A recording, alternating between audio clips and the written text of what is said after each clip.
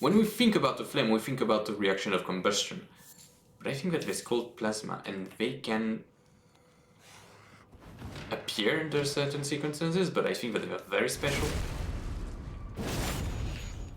I don't know. I need to research more about the subject. It's very interesting. Even if, once again, my forte is virology, the divine art of virology. How to make something that's not living but still biological, which is, I love it. Something autonomous, biological, and which is not living, incredible, love it. Okay, I say non-living, but it's controversial. It's extremely controversial, in fact. So much so that it happened that I was once with another virologist, a very, very good one, in fact. Not me, I'm the ultimate bottom feeder. No, this one's a true virologist. And he was a little more conflicted about that. But here's the thing. My litmus for life is that it's made of cells, it reproduces autonomously, and it has its own metabolism. Okay, so let's look at it. A virus, by definition, is not a cell. It does not have cells.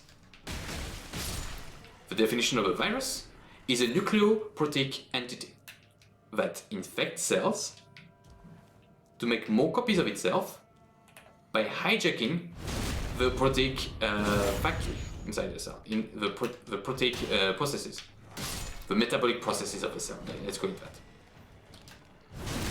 The only thing that it does is it enters inside the cell, it hijacks the metabolic processes of the cell makes, the virus doesn't make more of itself, the cell makes more of the virus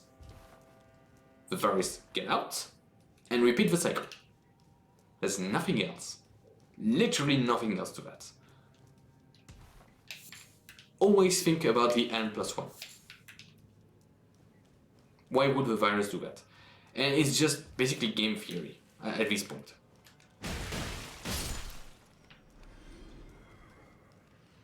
Viruses work under the laws of great numbers.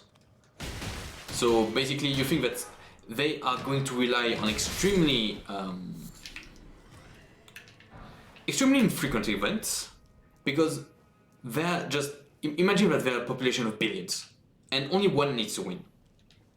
By that same rule, you could say that they rely on the rules of great numbers, on improbability, in order to evolve, in order to grow stronger as a quasi-species, as a population. Because once again, the definition of a species within a virus, very, very, very iffy. Since the genetic stability of a virus, we can discuss about that. We define a quasi-species inside a virus since we have a lot of population. Well, basically we have multiple clones. Not clones. Let's say models. Let's say strains. Parallel strains that develop inside the host. These parallel and oftentimes competitive strains, because they compete between each other for infection, and most of the time they actually they cooperate. I mean, not really, but through the mechanism of what infection is, they cooperate. They make an ecosystem that is way better for them.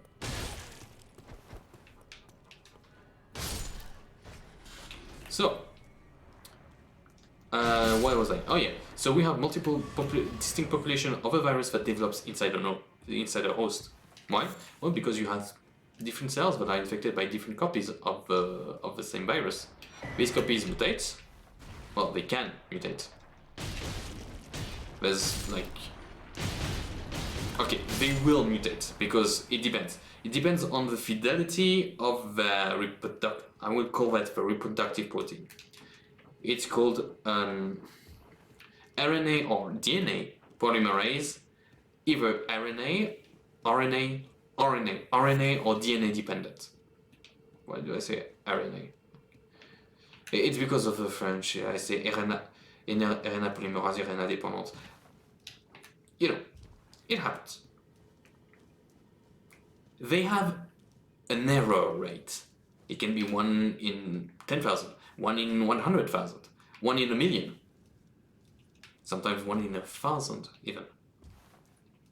Most of the time it's like 1 in 10,000, 1 in